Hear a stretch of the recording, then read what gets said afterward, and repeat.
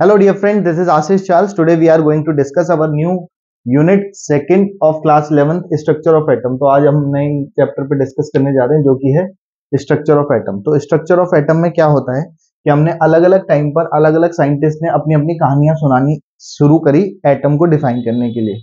तो कहानियों को आसान भाषा में याद करने की तरीका मैं आपको बता दूं कि DTRBS से आप याद रख सकते हो।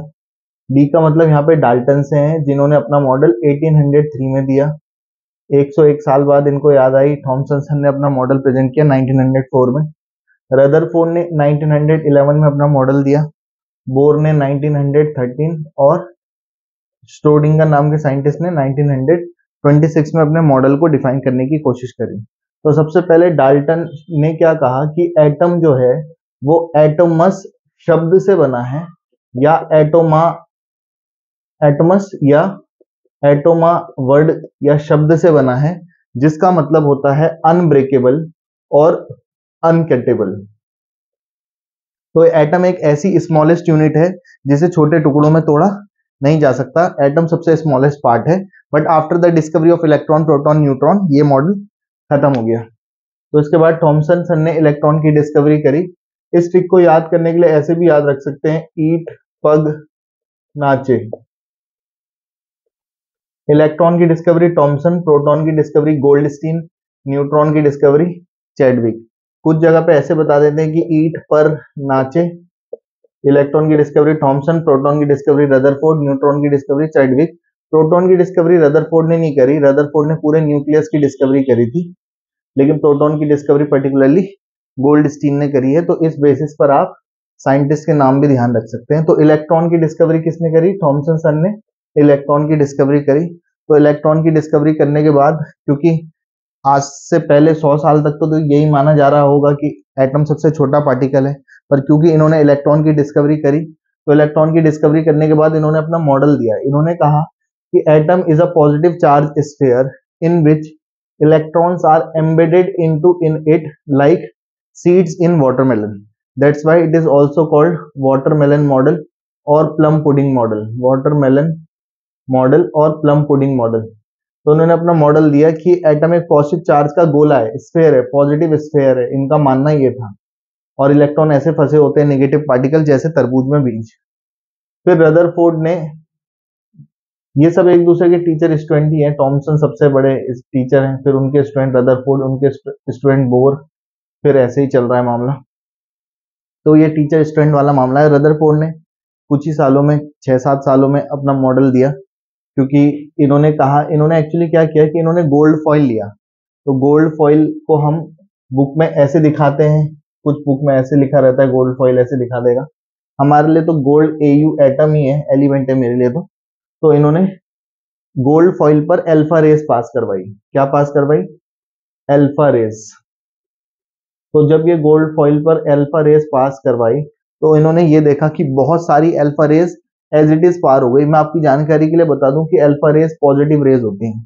तो अगर ये पॉजिटिव चार्ज का गोला या पॉजिटिव चार्ज का स्फीयर होता है जैसा थॉमसन सर ने कहा था, तो एक भी रेस यहाँ से पार नहीं हो पाती, क्योंकि पॉजिटिव पॉजिटिव का क्या हो जाता है? रिपल्शन हो जाता। तो एक भी रेस यहाँ से क्या नहीं हो पाती? पार नहीं हो पाती, रिपल करके इधर उधर चली जाती। तो इससे बात समझ में आई कि पॉजिटिव चार्ज का गोला तो है नहीं जैसा थॉमसन सर ने कहा।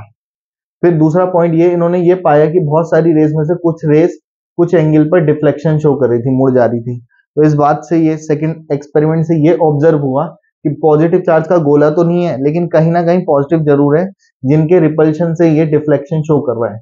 और बहुत सारी रेज में से बहुत ही कम रेज, 1 या 2 रेज 180 डिग्री पे वापस आ जा रही थी सेंटर से। तो इस बात से पता चला कि सेंटर पर ही पॉजिटिव चार्ज है, और उसी सेंटर पर पॉजिटिव चार्ज को इन्होंने न्यूक्लियस कहा। इसलिए मैं कह रहा था रदरफोर्ड ने न्यूक्लियस की डिस्कवरी की है, पर्टिकुलर प्रोटॉन की डिस्कवरी गोल्डस्टीन ने की है। तो इन्होंने न्यूक्लियस की डिस्कवरी कर ली। थॉमसन सन ने इलेक्ट्रॉन की डिस्कवरी कर चुके थे। तो इन्होंने अपना मॉडल प्रेजेंट करना था। तो उन्होंने कहा कि एटम के सेंटर पर पॉजिटिव चार्ज होता है और उसके इलेक्ट्रॉन उसके चारों तरफ एक सर्कुलर पाथ पर घूमते रहते हैं। लेकिन फिर क्या हुआ बात कि इलेक्ट्रॉन पर नेगेटिव होता है, न्यूक्लियस पे पॉजिटिव होता है, और जब ये इलेक्ट्रॉन घूमेंगे फिरेंगे मजे लेंगे तो अपनी एनर्जी लूज करेंगे। तो अपनी एनर्जी लूज करते करते एक दिन ऐसा आएगा कि वो न्यूक्लियस में गिर जाएंगे और मॉडल तबाह, स्वाहा, नष्ट, खत्म, टाटा बाय बाय हो जाएगा। तो एटम की स्टेबिलिटी को समझा नहीं पाए रदरफोर्ड, तो इन्होंने एक इनकी कमी को दूर करते हुए मिस्टर बोर नाम के साइंटिस्ट, इन्हीं के स्टूडेंट, 2 साल ने ना इन्होंने न्यूक्लियस खोजा, ना प्रोटॉन खोजा, ना इलेक्ट्रॉन डिस्कवर किए, बट इन्होंने सारी चीजों को सजा के सजावटी ढंग से रख दिया। इन्होंने ये कहा बोर मॉडल के अकॉर्डिंग, बोर का मॉडल मैं यहाँ पे दिखाता हूँ आपको। इन्होंने कहा एटम के सेंटर पर पॉजिटिव चार्ज होता है, चारों तरफ सर्कुलर पाथ पर ऑर्बिट होती हैं, जिन्हें जनरली के एलिमेंट से डिनोट करते हैं। 2n स्क्वायर के बेसिस पे इलेक्ट्रॉन भरे जाते हैं। n का मतलब यहाँ पे नंबर ऑफ ऑर्बिट से है। पहला orbit n equal to 2, second orbit, third orbit, 4 orbit.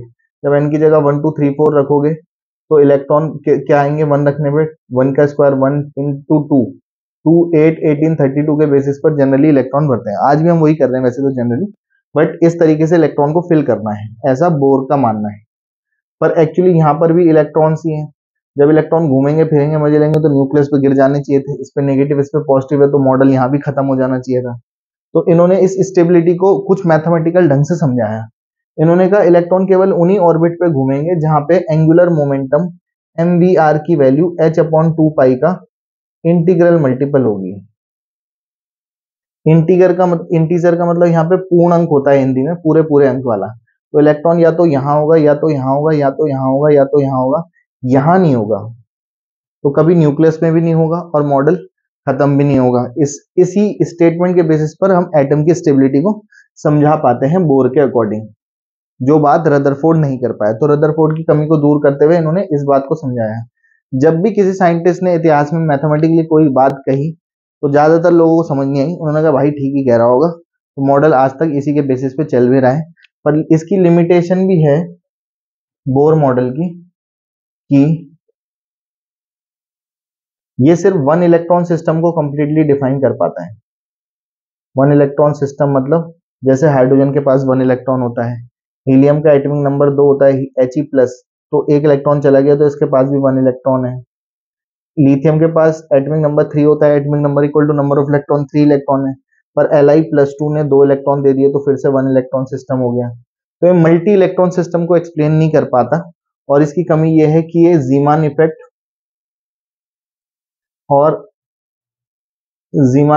और स्टार्क इफेक्ट को भी डिफाइन नहीं कर पाता।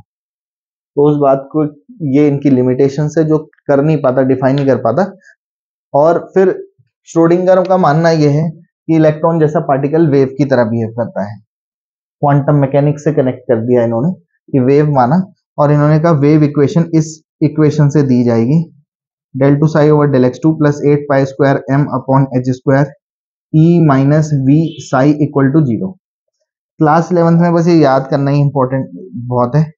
अदरवाइज जब हम बीएससी थर्ड ईयर में जाते हैं, सेकेंड ईयर में जाते हैं, तो इस इक्वेशन से काफी सारे model 1D box, 2D box, 3D box, 1D SHO, rigid rotator, सब कुछ डिराइव कर सकते हैं इस इक्वेशन से। क्लास 11th में बस इंट्रोडक्टरी पार्ट दिया जाता है कि भाई इलेक्ट्रॉन जैसा पार्टिकल वेव की तरह बिहेव करता है, और क्वांटम मैकेनिक्स का बेसिक मानना यही है कि इलेक्ट्रॉन वेव की तरह बिहेव करती है।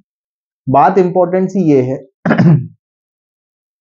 कि जब ये फेल हो गए, ये फेल हो गए, ये फेल हो गए, ये फेल हो गए, ये फेल कैसे हो गए? क्योंकि मल्टी इलेक्ट्रॉन को समझा नहीं पा रहे।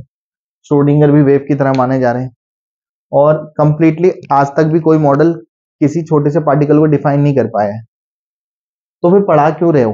पहले ठीक ठाक बना लो फिर पढ़ाओ। बच्चों का काफी सवाल रहता है, जब पहले बना लो ढंग से फिर उसके बाद पढ़ाओ। तो हमने इसका जवाब एक ही बात से देते हैं कि कंप्यूटर का आविष्कार किसने किया? किसने किया? चार्ल्स बेबेज ने। रिस्पेक्ट के साथ नाम ले, my self also Ashish Charles. तो चार्ल्स बेबेज ने कंप्यूटर का आविष्कार किया, और इन्होंने जब ये कंप्यूटर बनाया तो इस हॉल से भी बड़ा कंप्यूटर बनाया। वो कंप्यूटर इतना एडवांस भी नहीं था जितना आजकल हमारा मोबाइल फोन है, क्योंकि हमें ओके गूगल करना है और सब कुछ हमारी स्क्रीन पे आ जाएगा। अब तो चैट जीपीटी, एआई, बहुत सारा कुछ हो गया है।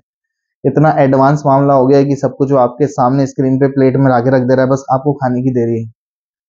तो इतना आसान कर दिया है। लेकिन मोबाइल फोन, हमारी टेक्नोलॉजी कितनी एडवांस क्यों ना हो जाए, उस कंप्यूटर से बढ़कर नहीं हो सकती जो उस दिन बना था। भले से वो इतना एडवांस भी नहीं रहा होगा कंप्यूटर, वो ब्लैक एंड व्हाइट टाइप रहा होगा, इतना बड़ा कंप्यूटर था, इतना बड़ा सिस्टम था, कमांड देने के लिए पता नहीं बहुत टाइम लगता होगा, इंटरनेट भी इतना फास्ट नहीं रहा होगा। तो पर फिर भी अगर उस दिन वो कंप्यूटर नहीं बना होता तो सारी जिंदगी गुजर जाती है हमारे हाथ में। आजकल आज तक भी हमारा मोबाइल फोन नहीं आ पाता, हाँ या ना? तो इसलिए इनको रिस्पेक्ट देके 200 साल हो गए भाई साहब को, आज तक पढ़ाए जा रहे हैं, है ना? और मेरी नजरों में तो 500 हजारों साल तक इनको जिंदा रखा जाना चाहिए एटलीस्ट, कम से कम किताबों में तो इतनी रिस्पेक्ट तो इनकी बनती है। फिर बच्चे कहते हैं हम अपने माँ बाप की रिस्पेक्ट नहीं करते, इनकी क्यों करें? तो बात यह है कि भाई आपके पेपर में आता है, नंबर इससे आते तुम्हारे, तो सेल्फिश वाला मामला ही है, तो सेल्फिश की तरह पढ़ लो। बाकी रिस्पेक्ट के तौर पर उनको बताया जा रहा है कि इन्होंने ये कहानी यहाँ से शुरू हुई, यहाँ तक चल रही है। तो आई होप आपको ये मॉडल्स स्ट्रक्चर ऑफ एटम के बारे में समझ में आए होंगे। कोई डाउट है तो पूछ सकते हो।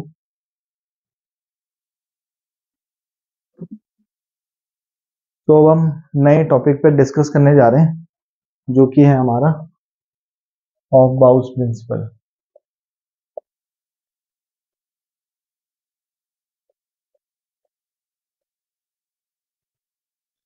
औरों का पता नहीं, पर मेरी नजरों में ये सबसे very very very very important property है।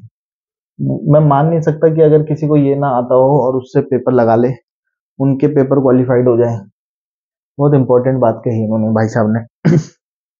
इनका मानना ये है कि जब भी हम इलेक्ट्रॉन को फिल करेंगे, तो आज तक जो हम इलेक्ट्रॉन भरते थे वो ऐसे भरते थे 28 18 32। क्लास 11 में पहली बार एसपीडीएफ में इलेक्ट्रॉन भरना इन्होंने सिखाया। इनका मानना यह है कि इलेक्ट्रॉन को जब भी हम फिल करेंगे ऑर्बिटल में, तो लोअर एनर्जी लेवल से हाई एनर्जी लेवल पे फिल करते हैं। तो हमारे लिए सबसे बड़े चैलेंज की बात यह थी कि लो एनर्जी किसकी है और हाई एनर्जी किसकी है। तो पहली बात तो मैं आपको बता दूं कि दो चीजें होती हैं, एक होता है ऑर्बिट और एक होता है आपका ऑर्बिटल।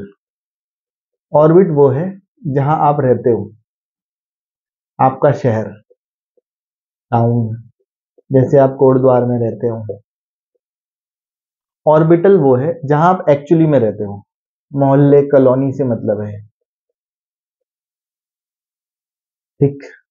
आप रहते कोटद्वार में, पर कोटद्वार के अंदर शिवपुर, मानपुर, जौनपुर, झगड़ सिंह कॉलोनी, जिस भी जगह रह रहे हो आप, वो डिसाइड करेगा कि आप कहाँ पे रहते हो। तो ऑर्बिटल एक्चुअल जानकारी देता है। ऑर्बिट से क्या मतलब है? ये न्यूक्लियस है, चारों तरफ सर्कुलर पाथ पर ऑर्बिट होती है, के एल एम एन, ये ऑर्बिट है।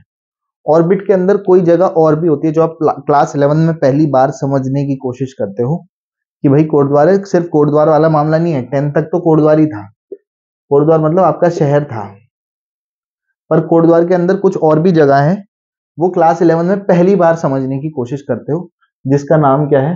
ऑर्बिटल। कोटद्वार में नहीं, मतलब इलेक्ट्रॉनों के लिए बात चल रही है। ऑर्बिटल चार टाइप के होते हैं, एसपीडीएफ, वैसे तो और भी होते हैं पर 11 के लिए एसपीडीएफ तक मामला ठीक है। एसपीडीएफ, तो मैं आपकी जानकारी के लिए बता दूं कि एस के ऑर्बिटल को कॉपी में कैसे दिखाएं, तो एक डब्बे से दिखाते हैं। एक डब्बे में 2 इलेक्ट्रॉन मैक्सिमम आ सकते हैं, जैसे ऐसे भरते हैं।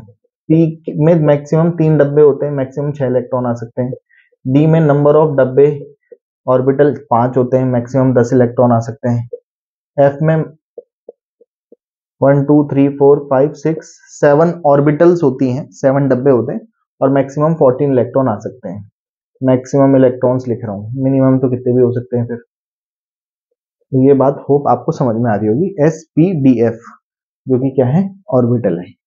अब ऑर्बिटल में क्योंकि यही चीज क्लियर नहीं होती और बच्चा पता नहीं पूरे ही सब जगह पूरे लास्ट तक परेशानी रहता है, फिर इस वजह से इनऑर्गेनिक केमिस्ट्री में स्पेशली।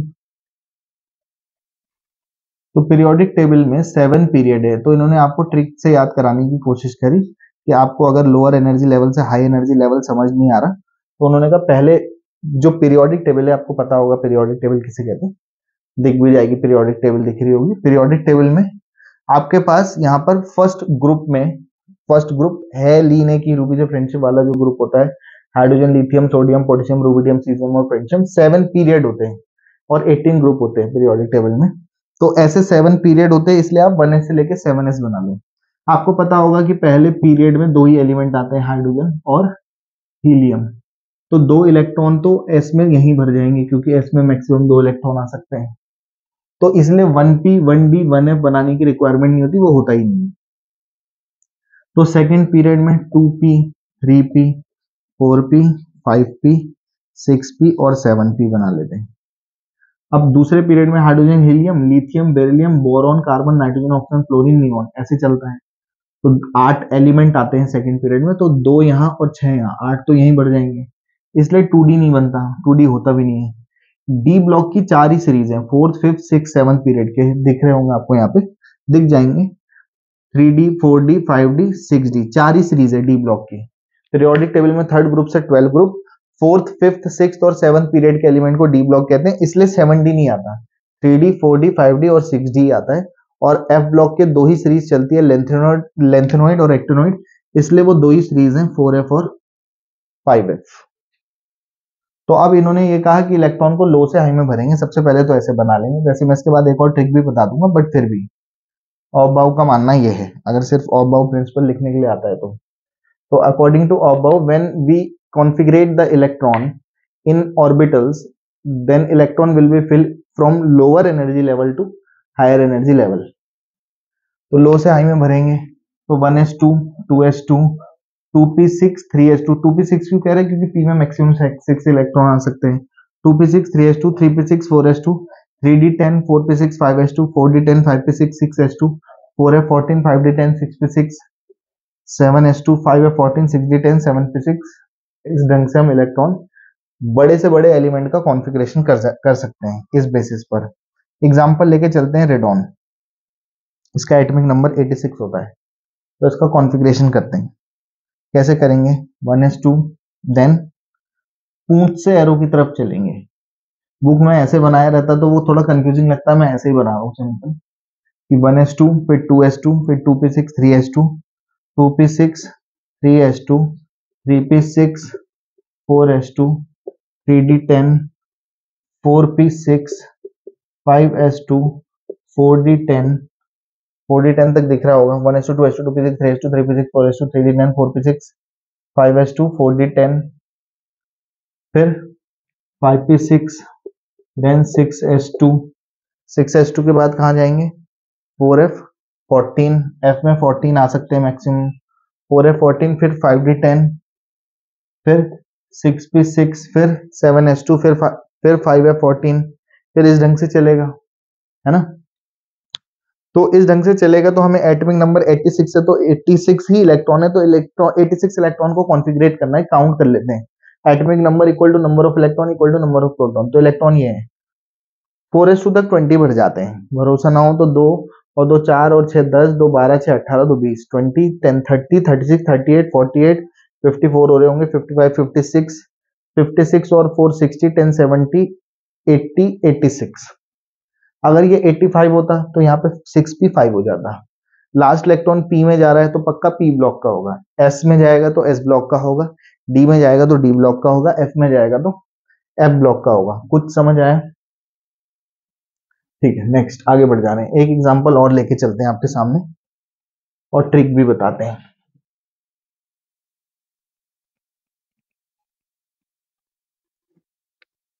अब ट्रिक ये है कि आप ऐसे याद करो, 1s2 2s2 2p6 3s2 3p6 और 4s2, इतना तो याद कर ही सकते हैं क्लास 11 में आके, 4s2 तक 1s2 2s2 2p6 3s2 3p6 4s2। 11th में आके इतना भी याद ना हो पाए तो आपको एक हाथ में पानी लेना है, दोनों पाँव उसमें डाल देने और वहीं डूब जाना है। फिर तो 4s2 तक याद करेंगे, फिर याद रख लेंगे dps dps fdps fdps dps dps fdps fdps। अब 4s2 के बाद आता है 3d, तो 3 4 5, अब 3d हो गया तो 4d 4 5 6, लेंथेनॉइड एक्टिनॉइड की 2 ही सीरीज है, 4f और 5f, तो 4 5 6 7 सॉरी 5 6 7। तो 4s2 तक याद करो, फिर dps dps fdps fdps dps dps fdps fdps, लिखना है s तो लिखो, नहीं तो जरूरत नहीं है। 4s2 के बाद 3d यहाँ 4d कर देंगे, 4f 5f और फिर काउंटिंग करते रहो, 3 4 5 फिर 4d हो गया होगा तो 5 6, ऐसे ऐसे करके भर सकते हैं। अब लास्ट एलिमेंट है 118 OG, AG OG लो जी सुनो जी, इसका कॉन्फ़िगरेशन करना है। इसका एटॉमिक नंबर कितना है, 118 18 एलिमेंट एटॉमिक नंबर है, तो इसका कॉन्फ़िगरेशन करेंगे तो कैसे होगा, 1s2 2s2 2p6 3s2 3p6 4s2, फिर क्या कर लेंगे हम, dps dps, फिर fd ps fd ps, S की भी जरूरत नहीं है वैसे तो। 4s2 के बाद 3d में भरेंगे तो यहाँ लिख देंगे 3, ये 4d 4, ये 4f और ये 5f, तो 3 के बाद 3 4 5, फिर 4 5 6, 4 शुरू हो गया 5 6 7 5 6 7, क्लियर है। इसके बाद हमें इलेक्ट्रॉन बनना शुरू करना है, तो 4s2 फिर 3d10 4p में 6 5s2 4d10 5p6 6s2 4f14 5d10 6p 6 7s2 5f14 6d10 7p6, count कर लेते हैं। अभी आपने देखा कि 6p6 तक कितने भर गए थे, अभी जस्ट आपने किया था 6p6 तक कितने हो गए थे, 86 कॉन्फिग इलेक्ट्रॉन फिल कर लिए थे आपने, तो 86 87 88 88 और 14, 88 और 4 कितना हो गया पहले तो 89 90 91 92 102 102 और 10 112 और 112 प्लस 6 118 इलेक्ट्रॉन का कॉन्फ़िगरेशन कर सकते हो। तो इस ट्रिक के बेसिस पर बड़े से बड़े एलिमेंट का कॉन्फ़िगरेशन कर पाओगे, अगर आपको ये भी याद नहीं आ रहा तो आज के बाद वैसे याद करना भी नहीं, पर लो एनर्जी लेवल से हाई एनर्जी लेवल पे भर सकते हैं। ऑफ बाउ ने सोचो क्या काम किया होगा, उसने सारे ऑर्बिटल कलेक्ट किए होंगे, सबकी एनर्जी कैलकुलेट करी होगी, फिर उसने वैल्यूज देखी होंगी, फिर उसे लगा कि ये बात आपको कैसे समझाए, तो उसने आसान भाषा में ये कहा कि 1s से ऐसे ऐसे ऐसे ऐसे बना लो और ऐसे ऐसे करके इलेक्ट्रॉन को भर दो। वो भी काफी आसान था, उन्होंने प्लेट में लाके खाना रख दिया। वो जो ट्रिक पढ़ा रहे हैं हम आपको, वो बिल्कुल निवाला लाके मुंह पे रख दे रहे हैं कि खा लो बस। अब खा भी नहीं पा रहे तो फिर डिफेक्ट है, डॉक्टर के पास दिखा सकते हैं फिर। अदरवाइज इस बेसिस पर बड़े से बड़े एलिमेंट का कॉन्फ़िगरेशन हम कर सकते हैं। क्लियर हो गया, that is called Aufbau's principle. काफी बड़ा इंपॉर्टेंट टॉपिक है क्योंकि इसके बिना आप कुछ कर ही नहीं पाओगे, फिर मतलब इस यूनिट में और इस पूरी इनऑर्गेनिक केमिस्ट्री में सारा खेल इसी चीज का है। तो ध्यान से प्रैक्टिस कर लें, उसके बाद ही आप ऑफ बाउ प्रिंसिपल पे काम कर सकते हैं।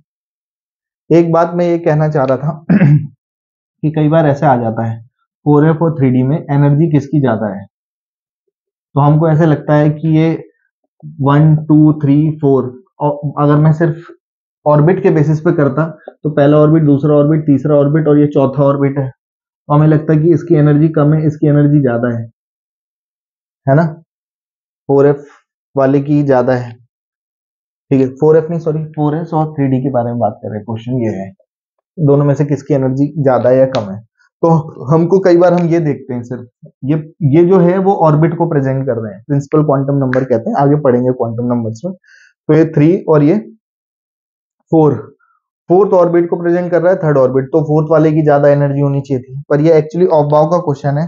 4s और 3d में एनर्जी पहले 4s में भरते हैं फिर 3d में भरते हैं, तो एनर्जी ज्यादा किसकी होगी, तो इस टाइप के क्वेश्चन भी ऑफ बाउ प्रिंसिपल से ही लग पाते हैं। तो होप आपको ऑफ बाउ प्रिंसिपल समझ में आ गया होगा, किसी भी डाउट के लिए कमेंट कर सकते हैं। Thank you so much. अब बात कर रहे हैं एक नए टॉपिक पे, हुन्स प्रिंसिपल पे। तो हुन चचा क्या कहना चाह रहे हैं या इन्होंने क्या कहा उसे समझने की कोशिश करते हैं। हुन का मानना यह है, in an electronic configuration in an orbital, then pairing of electron will only be start whenever half filled orbitals are already get filled। जब तक हाफ फील्ड नहीं भरेंगे तब तक ऑर्बिटल में पेयरिंग नहीं कराते। एग्जांपल समझते हैं 1s2 2s2 2p2, 1s का डब्बा 2s में 2 इलेक्ट्रॉन 2p में 2 भरने हैं, तो मेरे पास एक तरीका ये है, एक तरीका ये भी हो सकता था। तो इनका कहना यह है कि पेयरिंग तब तक नहीं करानी जब तक हाफ फील्ड ना भर जाए। हाफ फील्ड का क्या मतलब है, पी के 3 डब्बे हैं, तो अगर ऐसा भर जाएगा तो हाफ फील्ड, जब हाफ फील्ड हो जाएगा तब अगर चौथा इलेक्ट्रॉन आएगा तब वो पेयरिंग करेगा, अभी पहले ही पेयरिंग नहीं कराते। तो यह है हुन्स का प्रिंसिपल। 1s2 2s2 2p3, तो 1s2 2s2 2p3। अब ऑक्सीजन आ गया 8 होता है इसका, तो 1s2 2s2 2p4 4 5 6 7 8, तो 1s2 2s2 2p में 4। अब हाफ फील्ड हो गए तो अब पेयरिंग शुरू होगी। तो in the electronic configuration of an element in orbitals, pairing of electron will only be start whenever half filled orbitals are already get filled।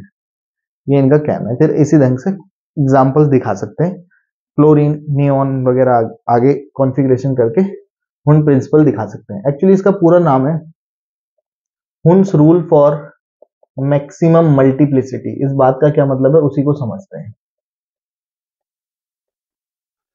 Hund's rule for maximum multiplicity, इनका कहना यह है, पहली बात तो मैं मल्टीप्लिसिटी का मतलब यहाँ पे स्पिन मल्टीप्लिसिटी से है, जिसे डेल एस या कैपिटल एम से दिखा देते हैं कुछ बुक्स में, और इसका फॉर्मूला होता है 2s+1।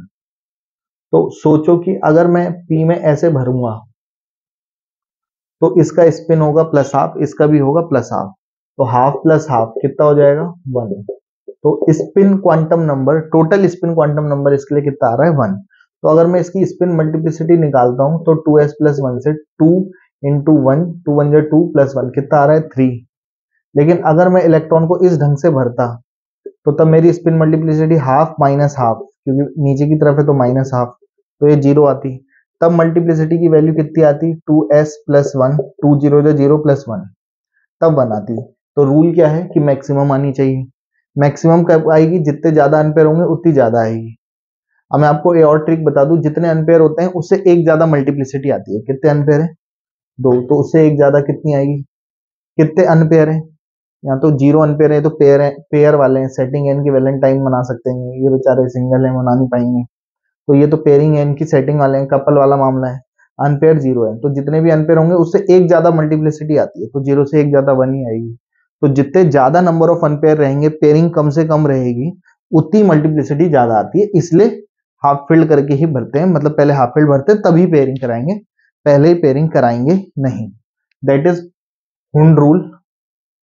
इसके बाद एक और नियम आता है जो है हाइजेनबर्ग्स अनसर्टेनिटी प्रिंसिपल।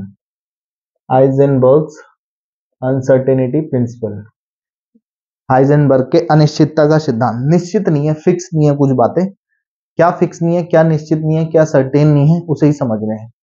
तो इनका मानना यह है कि जैसे एटम के चारों तरफ इलेक्ट्रॉन घूम रहा है, घूम रहा फिर रहा, मजे ले रहा है, दो तरीके से घूम सकता है, एक ऑर्बिट मोशन और एक स्पिन मोशन। तो जब भी वो घूमेगा फिरेगा मजे लेगा, तो बेसिकली यहाँ पर दो बातें आती हैं। एक आता है उसका मोमेंटम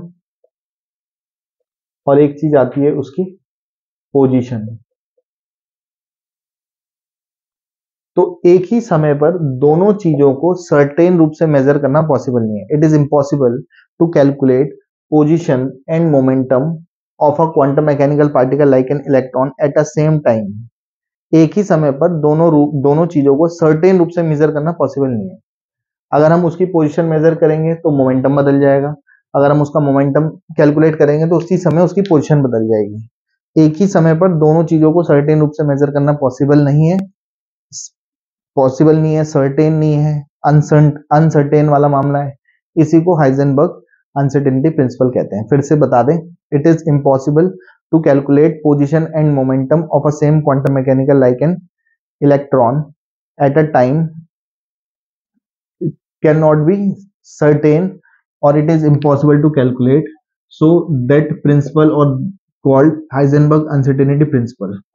अगर पोजीशन में अनसर्टेनिटी डेल एक्स है, पोजीशन को हम कैसे डिनोट करते हैं एक्स वाई जेड से, तो डेल एक्स, और मोमेंटम में अनसर्टेनिटी को पी से, क्योंकि P equal to M V momentum होता है, मास इनटू वेलोसिटी, तो डेल पी से प्रेजेंट कर रहे हैं। तो इसे ऐसे प्रेजेंट करते हैं, greater than equal to h/4 pi. अगर मैं इक्वल लिख देता तो इसका मतलब ये हो जाता कि मेरा आंसर सर्टेन आ रहा है। तो ये इनइक्वालिटी ही ये प्रेजेंट कर रही है कि मेरा आंसर सर्टेन नहीं आ रहा, बराबर भी आ सकता है, बड़ा भी आ सकता है, ये बताने की कोशिश कर रहे हैं। It is impossible to calculate position and momentum of a same quantum mechanical particle like an electron at a same time. So बस यही, this is called Heisenberg uncertainty principal.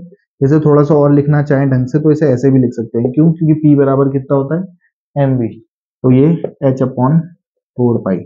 जब न्यूमेरिकल क्वेश्चन सॉल्व करने होते हैं तब equal to लगा के solve करते हैं, पर इक्वेशन देते समय ऐसे देते हैं। अगर उसने बोला पोजीशन में अनसर्टेनिटी 5, मोमेंटम में अनसर्टेनिटी 10, तो m निकालो, तो आपको h प्लांक कांस्टेंट की वैल्यू पता होती है 6.626 इंटू 10⁻34, पाई की वैल्यू 22/7 यानी कि 3.14।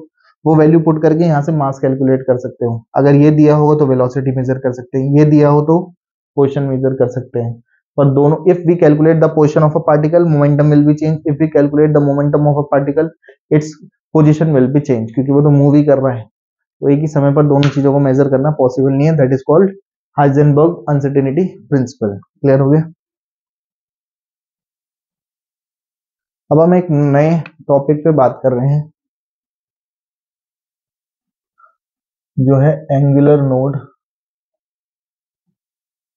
और एक है रेडियल नोड। एंगुलर और रेडियल तो छोड़ो, पहले तो हमें ये पता हो कि नोड किसे कहते हैं। नोड आसान भाषा में ये शुगर केन है। सपोज शुगर केन में आपको पता होगा कि ऐसा कुछ शुगर केन का स्ट्रक्चर रहता है ना। यहाँ पे जूस आता है, यहाँ भी जूस आता है, यहाँ भी जूस आता है, पर ये जो मैंने ब्लैक कलर के ऐसे स्पॉट बना रखे हैं, यहाँ पे जूस नहीं आता। ठीक, तो इस शुगर केन के लिए ये नोड पॉइंट हो गया कि जहां जूस पाए जाने की प्रोबेबिलिटी 0 है। नोड 0 नहीं है, नोड तो है, पर रस जूस शुगर केन का, गन्ने का रस वाला मामला जो है यहाँ पे ऑलमोस्ट 0 है।